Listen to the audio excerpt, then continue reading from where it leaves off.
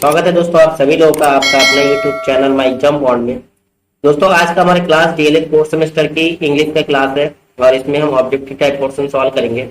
दोस्तों ये एक सब्जेक्ट है जिसमें काफी लोग डरते हैं। यूपी पीटीसी की बात कर रहा हूँ मैं। काफी लोगों की इंग्लिश में बैक भी लग जाता है फोर्थ सेमेस्टर में। दोस्तों ज्यादातर स्टूडेंट जो है यूपी बोर्ड से ही होते हैं और यूपी बोर्ड के जो स्टूडेंट होते हैं उनकी इंग्लिश ऑलरेडी पहले से वीक होता है। हाँ सभी का नहीं है लेकिन परसेंटेज ज्यादा की मैं बात कर रहा हूँ।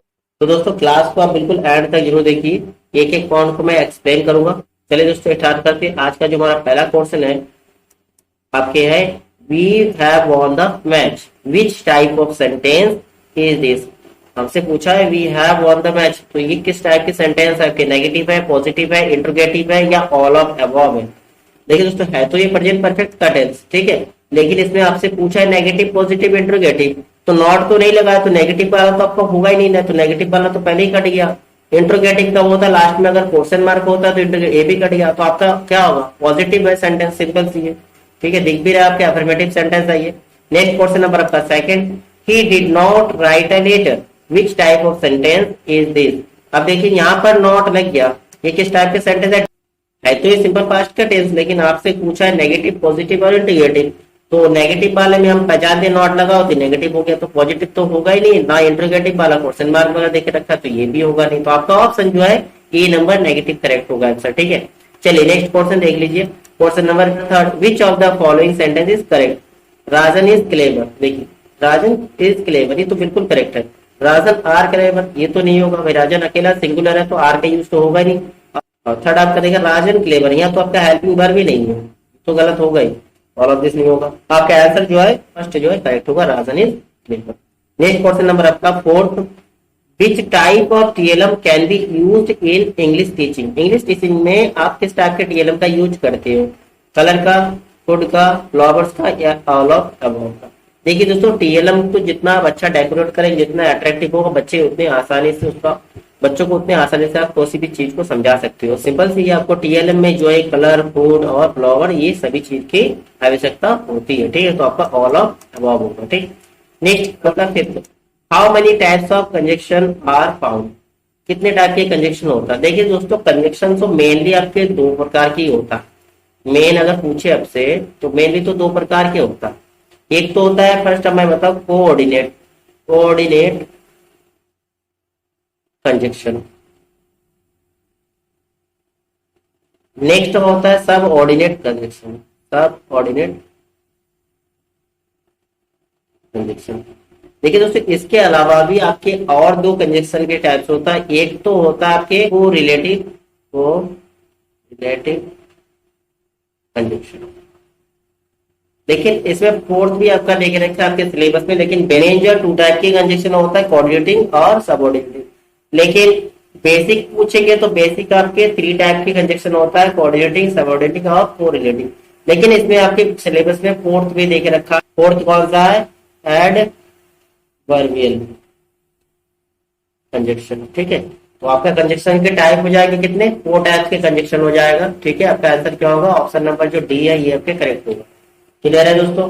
क्लियर हो जाना चाहिए। लेकिन कुछ लोग ये भी कमेंट कर सकता है नहीं तो 3 टाइप के होता है, तो दोस्तों मैंने हमें 4 का 4 आपका राइट कर दिया, तो ये 4 टाइप की आपके कंजक्शन के बिना, ठीक। नेक्स्ट क्वेश्चन नंबर आपका 6, उसके पास 3 कारें हैं, सही ट्रांसलेशन है। देखिए उसके पास सिंगुलर की बात करें तो ही हैज होगा, ही हैज 3 कार्स होगा, ना कि ही हैव होगा, ठीक है। ही हैज 3 कार्स होगा, ठीक, क्योंकि यहाँ जो कार है 3 कार है तो कार्स हो जाएगा, ठीक है। नेक्स्ट क्वेश्चन आपका क्वेश्चन नंबर 7, वह स्कूल कभी नहीं जाता है। देखिए ये तो सेंटेंस आपके प्रेजेंट इंडेफिनिट का है।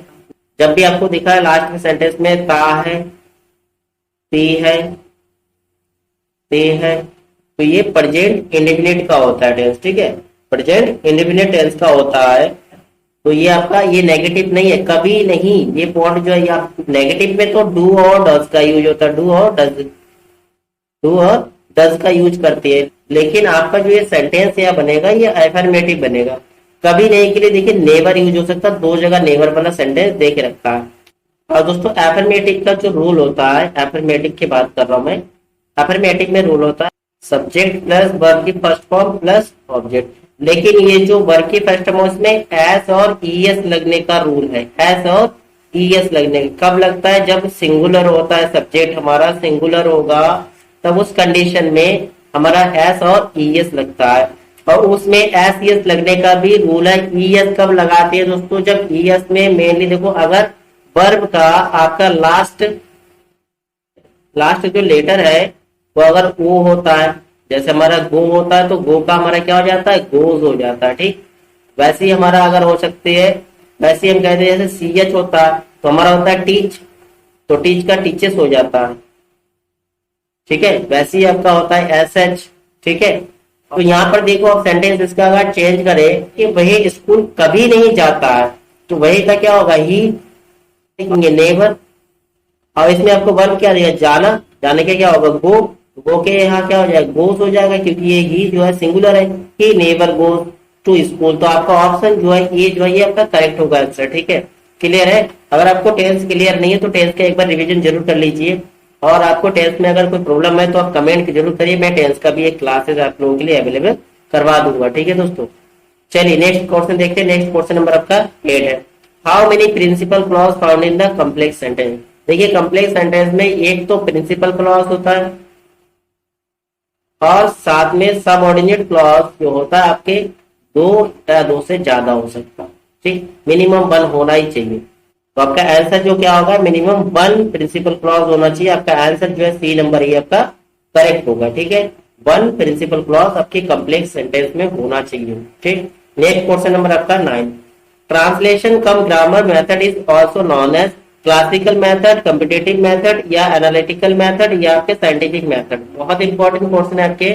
देखिए दोस्तों, ट्रांसलेशन कम ग्रामर जो मेथड है ये सबसे ओल्डेस्ट मेथड है। ऑल्सो कॉल्ड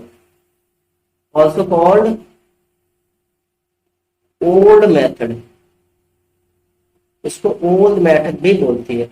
और साथ ही साथ ओल्ड मेथड के साथ साथ इसको क्लासिकल मेथड भी बोला जाता है। क्लासिकल मेथड क्यों बोलते हैं इसका भी रीजन है दोस्तों। दोस्तों ये जो मेथड है ये आपके क्लासिकल लैंग्वेज पे ज्यादा डिपेंड करता है। क्लासिकल लैंग्वेज जैसे हमारे यहाँ इंडिया में ज्यादातर टीचिंग, जैसे मैं अभी आप लोगों को बता रहा हूँ, हिंदी इंग्लिश मिक्स करके जो टीचिंग करते हैं ना उसको हम क्या बोलते हैं? ट्रांसलेशन कम ग्रामर मेथड बोलते हैं या बोलते हैं ग्रामर कम ट्रांसलेशन मेथड। ठीक है, इसमें अब एक आपके लोकल लैंग्वेज होता है, मदर टंग लैंग्वेज होगा, उसके साथ साथ हम इंग्लिश टीचिंग करते हैं। और इंग्लिश टीचिंग का ये सबसे इजी मेथड होता है किसके लिए? टीचर के लिए। ठीक, जो भी टीचर है उसके लिए सबसे इजी मेथड होता है इंग्लिश टीचिंग के लिए। ठीक है, इंग्लिश टीचिंग का सबसे इजी मेथड है, बिकॉज इसमें क्या है? आपका मदर टंग या फिर आप क्लासिकल लैंग्वेज जैसे लाइक संस्कृत हो गया, हिंदी हो गया, आपके अरबी हो गया, ग्रीक हो गया, ऐसे लैंग्वेज के साथ हम इंग्लिश का टीचिंग या इंग्लिश सिखाते हैं। इस मेथड में काफी ड्रॉबैक भी है, रीजन है इसमें काफी ज्यादा कमी भी, क्योंकि इसमें कम्युनिकेटिव नहीं होता है, बच्चे कम्युनिकेशन नहीं कर पाते हैं। कई बार आपसे पूछते हैं ग्रामर कम ट्रांसलेशन मेथड जो है उसका प्राइमरी स्किल क्या है? प्राइमरी स्किल पूछते हैं। प्राइमरी स्किल केवल आपका रीडिंग एंड राइटिंग होता है। रीडिंग एंड राइटिंग, स्पीकिंग नहीं है, क्योंकि कम्युनिकेशन नहीं कर पाती है। इसमें ग्रामर थोड़ा टफ लगता है बच्चों को, क्योंकि हमारे इंडिया में यही चल रहा है, ग्रामर बच्चों को टफ लगती है, वर्ड मीनिंग लर्न करना, फ्रांसेस लर्न करना टफ लगती है। ओके दोस्तों, क्लियर है? जितना पॉइंट था मैंने आपको सभी पॉइंट बता दिया। आपका आंसर क्या होगा? क्लासिकल मेथड होगा, जिसको हम क्या बोलते हैं? ग्रामर कम ट्रांसलेशन मेथड। नेक्स्ट क्वेश्चन आपका 10 जो है, the origin of direct method is English, France, Italy या अमेरिका। देखिए डायरेक्ट मेथड के ओरिजिन क्या होता है? फ्रांस होता है। ठीक है, इसको भी कई नाम से जानते हैं, इसके भी कई नाम है, एक नहीं बहुत सारे नाम है इसके। मैं अगर इसका नाम सभी लिखवा, पहला तो बोलते हैं इसको मॉडर्न मेथड, नया मेथड। और जो डायरेक्ट मेथड जो आया था आपके ग्रामर ट्रांसलेशन मेथड के एक्शन में भी ये आया था, क्योंकि उसमें कुछ कमियां था, उसके बाद आपके आ गया था डायरेक्ट मेथड। ठीक है, इसलिए डायरेक्ट मेथड को जो बोलते हैं रिफॉर्म मेथड भी बोलते हैं, रिफॉर्म मेथड, रिफॉर्म मेथड भी कहा जाता है, क्योंकि ग्रामर ट्रांसलेशन मेथड का जो रिफॉर्म है तो इसको और क्या नाम सकते हैं? Anti grammar translation method, anti grammar translation method. ठीक है, नेक्स्ट आपका और किस नाम से जानते हैं? इसको नेचुरल मेथड भी बोलते हैं, नेचुरल मेथड, नेचुरल मेथड। और इसका एक फोर्थ नेम जो है वो थोड़ा आप ध्यान रखिएगा, बहुत इंपॉर्टेंट है, क्योंकि इसका जो डेवलप जो है डायरेक्ट मेथड का डेवलप जो किसने किया था, मैक्सिमिलियन वर्लिट्ज ने किया था, तो इसको वर्लिट्ज मेथड भी बोलते हैं, वर्लिट्ज मेथड। ध्यान रखिएगा, वर्लिट्ज मेथड भी बोलते हैं। जितना मैं पॉइंट बता रहा हूँ खाली आपके डीएलएड नहीं, आगे आपके सीटेट टेट में भी काम आएंगे जो मैं पॉइंट बता रहा हूँ। ये 4 नाम है इसका डायरेक्ट मेथड का। और दोस्तों इसका डेवलप किसने किया था, मैंने अभी बताया, क्या नाम है, मैक्सिमिलियन वर्लिट। ठीक है, इन्होंने डेवलप किया था। इसमें मोनली नेचुरल पर ध्यान देते हैं, स्पीकिंग रीडिंग के साथ साथ मेन होता है कम्युनिकेशन। कम्युनिकेशन पे ज्यादा ध्यान नहीं जाता, कम्युनिकेशन यानी कि कम्युनिकेटिव होता है ज्यादा ये। ठीक है, कम्युनिकेशन पे ज्यादा ध्यान दिया जाता है डायरेक्ट मेथड में, बच्चे कम्युनिकेशन ज्यादा सीखते हैं क्योंकि नेचर पे छोड़ दिया जाता है, ना कि ज्यादा ग्रामर पे फोकस करती है। चलिए क्वेश्चन नंबर आपका 11, which of the following complete the sentence, hardly had I reached. अरे स्टेशन पे पहुंच गया, देखिए यहाँ रीच्ड लग गया, तब क्या होगा भाई, ट्रेन छूट जाएगा, तब का यूज क्या होगा, व्हेन द ट्रेन लेफ्ट होगा। ये तो छोटी छोटी सेंटेंस आप कर सकते हो आराम से। क्वेश्चन नंबर आपका 12, same verb from the word possession. Possession के क्या होगा, अगर वर्ब देखे तो पोजेस होगा, सिंपल ये पोजेशन का पोजेस होगा। और पॉजिटिव हो जाएगा आपके एडजेक्टिव हो जाएगा, पॉजिटिवली हो जाएगा वो आपके एडवर्ब हो जाएगा। नेक्स्ट क्वेश्चन नंबर आपका 13 है, choose the correct word to complete the following. One must, one, ये तो एक आपकी कहावत है, one must do one duty, ये होना चाहिए वन ड्यूटी। आपका आंसर क्या हो, one must do one duty. Next question number आपका 14, the substitution table method was adopted by doctor Best, professor CG Dawson या एच.जी. अल्मर। देखिए सब्स्टिट्यूशन टेबल मेथड जो वो तो एच.जी. अल्मर ने दिया था। दूसरा आपकी ये सीजी डॉसन की बात की, ये आपने सेकंड सेमेस्टर में पढ़ा होगा। जिनने कौन सा मेथड दिया था, बाइलिंगुअल मेथड दिया था, बाइलिंगुअल मेथड इनमें डेवलप किया था। ठीक है, चलिए नेक्स्ट क्वेश्चन देखते हैं। क्वेश्चन नंबर आपका 15, लैंग्वेज लर्निंग स्टार्ट फ्रॉम। देखिए लैंग्वेज लर्निंग स्टार्ट कहाँ से होता है, स्पीकिंग से होता है, सबसे पहले बोलना सीखती है।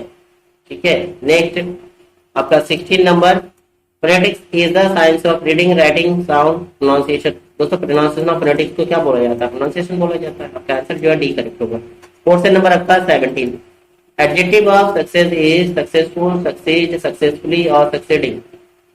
देखिए दोस्तों सक्सेस तो हमारा नाउन हो गया, और सक्सीड की बात करें, सक्सीड ये तो वर्ब का सेकंड फॉर्म वर्ब हो गया हमारा। ठीक, सक्सेसफुल की बात करें, सक्सेसफुल हमारा एडजेक्टिव है, पहचान आपकी क्या है, सक्सेसफुल लग गया। और आपके सक्सेसफुली की बात करें, ये तो आपका एडवर्ब हो, बाकी आपके वो ये आपका आईएनजी फॉर्म है। तो आपका आंसर क्या हो रहा है, एडजेक्टिव ऑफ सक्सेस का क्या आंसर होगा, सक्सेसफुल होगा। आप अगर खाली राजन सीरीज के बुक से पढ़ाई करेंगे तो उसमें इसका आंसर जो है गलत देके रखे दो। चलिए नेक्स्ट क्वेश्चन देखते हैं। क्वेश्चन नंबर आपका 18, complete the following sentence, knowledge is dangerous. कैसे, little, a little, the little. देखिए ये लिटल जो क्वांटिटी की बात करते हैं, नॉलेज जो किसी भी क्वांटिटी में मेजर नहीं कर सकते, तो लेस नॉलेज होगा, लेस नॉलेज इज डेंजरस। ठीक है, ये भी आपकी एक छोटी सी कहावतें है, सुने होंगे कई बार। नेक्स्ट क्वेश्चन आपका 19, he said to them I will leave you now। इस वाक्य का सही इनडायरेक्ट, देखिए दोस्तों इनडायरेक्ट स्पीच निकालना है। इनडायरेक्ट स्पीच का सिंपल से आप लोगों को ये पता होगा, SON, ये शॉर्ट ट्रिक पता होना चाहिए। इसको हम लिखते हैं 1 2 3, यानी कि जो रिपोर्टिंग स्पीच में जो सब्जेक्ट होगा, सब्जेक्ट जो चेंज होगा वो फर्स्ट पर्सन के अकॉर्डिंग, ये 1 2 3 जो है आपके पर्सन की बात करते हैं, एज पर सब्जेक्ट होगी, तो सब्जेक्ट के अकॉर्डिंग फर्स्ट पर्सन चेंज होगा और ऑब्जेक्ट के अकॉर्डिंग सेकंड पर्सन चेंज करेंगे, यानी ठीक है। और जो एन पर होगा नो चेंज, नो चेंज, यानी कि हमारा जो थर्ड पर्सन होगा तो कोई चेंजेस नहीं आता। अब देखिए इसमें आप चेंज करिए, ये क्या हमारा सब्जेक्ट है और ये हमारा ऑब्जेक्ट है। ठीक, अब इसमें हमें देखना है फर्स्ट पर्सन सेकंड पर्सन। आई हमारा क्या होता है दोस्तों, आई तो हमारा फर्स्ट पर्सन है। ठीक, विल यू लीव, यू हमारा सेकंड पर्सन है। ठीक, अब हमें चेंज करना, देखिए इस पोर्शन का वैसे मैं देख रहा हूँ ऑप्शन जो है बहुत आसान है, ये सब आपको करने की जरूरत भी नहीं है। देखिए दोस्तों जब भी आप डायरेक्ट से इनडायरेक्ट करेंगे, जो शैट टू होता है वो टोल्ड में चेंज होता है, तो इसमें एक ही ऑप्शन देके रखा है टोल्ड का, ऑप्शन नंबर ए जो है ये करेक्ट होगा। लेकिन फिर भी हम चेंज करना बता देते हैं कुछ, जैसे ही फर्स्ट पर सब्जेक्ट के अकॉर्डिंग हमारा यहाँ पर आई ई में चेंज हो जाएगा, किसमें, और इन्वर्टेड कॉमा में दैट लग जाएगा और यहाँ आ जाएगा ही टोल्ड हो जाएगा, टोल्ड दैम। और यहाँ पर जो सेकंड पर्सन है वो ऑब्जेक्ट के अकॉर्डिंग चेंज होगा, हमारा दैम हो गया, ठीक है। और आपका क्या हो जाता है, देन हो जाता है, ठीक है। बाकी ये विल का वुड हो जाता है, ठीक है, और लिव में हो गया, ठीक है। तो आपका ऑप्शन जो है ये करेक्ट हो रहा है, ठीक है। नेक्स्ट क्वेश्चन नंबर आपके 20। TV is a TLM English teaching, which type of TLM is this. ठीक है, टीवी में तो साउंड भी होगा और साथ साथ में उसमें विजुअल भी होगा, तो क्या ऑडियो वीडियो होगा, ये तो सिंपल है। नेक्स्ट क्वेश्चन नंबर आपका 21। Indirect speech of tomorrow, tomorrow indirect में बोलेंगे उसको क्या बोलेंगे, आने वाला दिन, यानी कि नेक्स्ट डे बोलेंगे आपको, ठीक है। अगर आपके एस्टरडे होता है तो एस्टरडे को प्रीवियस डे बोलते हैं, ठीक है। चलिए नेक्स्ट क्वेश्चन आपका 22। क्या होता है, मेथड या approach of teaching English is, क्या होता है इसमें कौन सा अप्रोच या मेथड है, grammar, translation method, direct method, communicative method, all of this सभी है ना। अभी हमने बताया था डायरेक्ट मेथड भी एक अप्रोच हो गया, आपके ग्रामर ट्रांसलेशन मेथड हो गया और कम्युनिकेटिव मेथड हो गया। चलिए नेक्स्ट क्वेश्चन आपका 23। Comprehension simply means understanding written page या एक्सप्लेनिंग रिटेन पेज, या ए और बी दोनों हो गए या नॉन ऑफ दिस। देखिए दोस्तों, जो कंप्रिहेंशन आर्टिकल जो भी देख रखा है वो तो उसको समझना होता है, जो भी रिटेन पेज होता है, तो आपका आंसर क्या होगा, understanding written page. Next question number आपका 24। स्पेशल बेनिफिट्स अंडर पीएमजेडीवाई, यानी कि प्रधानमंत्री जन धन योजना स्कीम का बेनिफिट्स आपको बताने, स्पेशल बेनिफिट्स क्या। सबसे पहला पॉइंट आपके देख रखा है इंटरेस्ट ऑन डिपॉजिट, डिपॉजिट में इंटरेस्ट मिलता है, बिल्कुल करेक्ट है। फिर नेक्स्ट आपका लाइफ इंश्योरेंस कवर ऑफ 30,000, ये लाइफ इंश्योरेंस भी देता है 30,000 का, और इसमें कोई भी मिनिमम बैलेंस रखने की जरूरत नहीं है, नो मिनिमम बैलेंस रिक्वायर्ड। तो आपका आंसर जो होगा ऑल ऑफ दिस, ये सब उसके बेनिफिट है, इसके प्रधानमंत्री जन धन योजना जो खाता खोला गया था जीरो बैलेंस का, ठीक। नेक्स्ट क्वेश्चन आपका 25। Subordinate clause are adjective clause, adverb clause, noun clause. देखिए सबऑर्डिनेट जो है क्लॉज होता है, ये तीनों का तीनों आपके सबऑर्डिनेट क्लॉज है, एडजेक्टिव क्लॉज भी होता है, एडवर्ब क्लॉज भी होता है और नॉन क्लॉज भी होता है। नेक्स्ट क्वेश्चन नंबर आपके 26। एडवर्ब क्लॉज है टाइम, प्लेस, पर्पस, ये सभी होगा। एडवर्ब की बात करते हैं तो टाइम एडवर्ब भी हो सकता है, प्लेस और पर्पस, ये तीनों हो सकता है, ठीक। नेक्स्ट क्वेश्चन नंबर आपका 27। I have found the book that I had lost is, ये किस टाइप के सेंटेंस है, या सिंपल सेंटेंस है, या कॉम्प्लेक्स सेंटेंस है, या नॉन। देखिए दोस्तों सेंटेंस को एक बार देख लीजिए। आई हैव फाउंड, मुझे मिला, the book that I had lost, जो बुक में हो चुका था वो बुक मुझे मिला। यहाँ पर आपको देख रहा है कि यहाँ पर दो सेंटेंस का मिक्स हो रहा है, तो दो सेंटेंस, एक आपके ये प्रिंसिपल क्लॉज हो गया आई हैव फाउंड, और ये आपके सबऑर्डिनेट क्लॉज हो गया। जब आपके प्रिंसिपल क्लॉज और सबऑर्डिनेट क्लॉज दोनों जुड़ते हैं तो उसको बोलते हैं कम्प्लेक्स सेंटेंस, ध्यान रखिएगा, कम्प्लेक्स सेंटेंस। नेक्स्ट आपके देखिए, अगर यहाँ पर आपके कंजक्शन यूज होता ना तो आपका कंपाउंड होता है। देखिए आपके 28 नंबर देखिए, डेंजर एंड पॉज। अब देखिए यहाँ पर कंजक्शन यूज हुआ and, as well as use होता है, ठीक। तो ये कंजक्शन जब यूज होता है तो वो हमारा कंपाउंड सेंटेंस होता है, दोस्तों क्लियर है। नेक्स्ट क्वेश्चन नंबर आपके 29। How many subordinate clause are found in the complex sentence. देखिए सबऑर्डिनेट 2 और 2 से ज्यादा भी हो सकता है, अप्रॉक्स 3 भी सकता है सबऑर्डिनेट क्लॉज, ठीक है। लेकिन अगर आपसे पूछे प्रिंसिपल क्लॉज कितना होता है कम्प्लेक्स सेंटेंस में, एक होता है, ठीक। नेक्स्ट क्वेश्चन है आपके 30। Kind of subordinate clause are noun clause, adjective clause, adverb clause, ये सभी आपके उसका सबऑर्डिनेट क्लॉज है, क्योंकि नाउन क्लॉज भी यूज हो सकता है, एडजेक्टिव क्लॉज भी होता है और आपके एडवर्ब क्लॉज भी होता है। चलिए नेक्स्ट क्वेश्चन नंबर आपके 31। I do not know where he lives, मुझे नहीं पता वो कहाँ, which type of subordinate clause. देखिए यहाँ किसी प्लेस की बात की जा रहा है, तो ये तो सिंपल से आपके नाउन में आ रहा है ना, नाउन क्लॉज होगा आपका, सही है ना। नेक्स्ट क्वेश्चन आपका 32। ये सूचक ट्रांसलेशन है alternative conjunction, relative transaction, cumulative transaction, या ऑल ऑफ दिस। देखिए जैसे ये सूचक ट्रांसलेशन जो होता है वो कुमुलेटिव, ठीक, कुमुलेटिव। नेक्स्ट क्वेश्चन नंबर आपका 33। Related conjunction are therefore so hence. देखिए दोस्तों रिलेटिव कंजंक्शन जो होता है ये देयरफॉर सो हेंस ये सभी वर्ड यूज होता है, ठीक। Next question number 34। It is the important for teaching English as a foreign और second language. Teaching English as a foreign और सेकेंड लैंग्वेज के लिए, तो उसके लिए तुम्हारा वोकैबुलरी स्ट्रांग होना चाहिए, तो आपका आंसर क्या होगा, vocabulary and grammar. Next question number आपके 35। Linguistics is the study of animal language, human language, bird language and non of. देखिए ये लिंग्विस्टिक्स की बात करें, ये भाषी है, भाषीय शब्द जो होता है उसको कहते हैं। और भाषीय शब्द का यूज कौन करते हैं? ह्यूमन्स करते हैं, तो ह्यूमन्स लैंग्वेज आपका आंसर होगा। नेक्स्ट क्वेश्चन आपका 36, विच इज द रिसेप्टिंग स्किल्स। रिसेप्टिंग यानी कि रिसिप्ट करने वाला कौन सा स्किल है? लिसनिंग का, स्पीकिंग का, रिटेन का, या नॉन ऑफ इसका। दोस्तों रिसिप्ट करने के लिए आपका कोई चीज आपको सुनाई देगा ना, तभी वो रिसिप्ट हुआ ना, तो लिसनिंग होगा आपका आंसर। ठीक है, नेक्स्ट क्वेश्चन आपका 37, एडवर्ब और कवर्ड इज वर्ड कवर्डली या कवर्डिस या नॉन ऑफ अबाउट। जैसे एडवर्ब की बात करें तो एल वाई जिसमें लगा आपके कवर्डली, ये आपका एडवर्ब होगा कवर्ड का। ठीक है, नेक्स्ट क्वेश्चन आपका 38, antonyms of boon is sharp, curse, civil या नॉन ऑफ। देखिए दोस्तों, बून मतलब क्या होता है? पहले तो इसका मीनिंग आपको पता होना चाहिए। बून का मतलब होता है वरदान, ठीक है। और ये शार्प, शार्प मतलब सब कोई चीज तेज होता है या तीखा होता है, जैसे तेज धारदार बोल सकते हैं। क्योर्स में जो होता है अभिशाप, तो आपका आंसर यही होना चाहिए ना, आपको समझ में आ गया होगा, वरदान का अभिशाप। ठीक है, अभिशाप हुआ। और नेक्स्ट आपके सिविल वाला जाते हैं, नागरिक के लिखा जाता है। तो आपका आंसर क्या होगा? एंटोनिम्स की हमें विलोम शब्द ढूंढना है, तो आपका आंसर जो बी वाला करेक्ट होगा, curse. Next as well as is कौन सा होगा? क्युमुलेटिव कंजक्शन होगा, इलिप्टिक कंजक्शन होगा, अल्टरनेटिव कंजक्शन होगा, या एडजेक्टिव कंजक्शन होगा।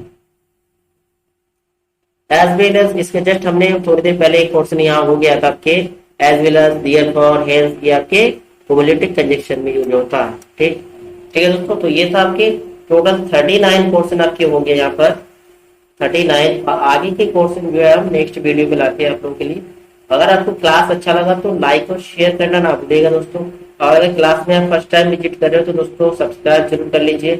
ठीक है दोस्तों, फिर मिलते हैं नेक्स्ट क्लास में। तब तक के लिए दोस्तों जय हिंद एंड थैंक यू दोस्तों।